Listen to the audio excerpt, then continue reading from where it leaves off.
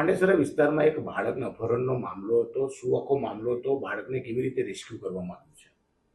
Pandesara police સ્ટેશનમાં કાલ સાંજે એક ફરિયાદ એવી આવી કે એક મહિલાએ ફેક્ટરીમાં કામ કરીને 7:30 વાગે જ્યારે ઘરે પરત આવી તો તેમના 3 બાલક બાલકીઓ છે. તો એ આમાંથી એક 6 વર્ષના બાળકો ઘરે રમતા હતા તો ત્યારે મળતા નથી હતા.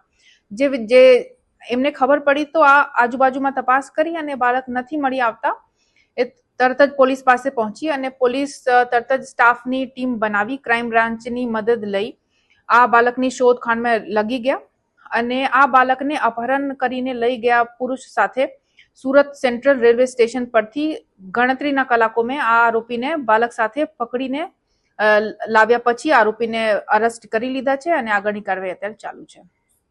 બાળકને શાના માટે અપહરણ કરવામાં આવ્યું હતું કંઈક આરોપીની પૂછપરછમાં સામે આવ્યું છે?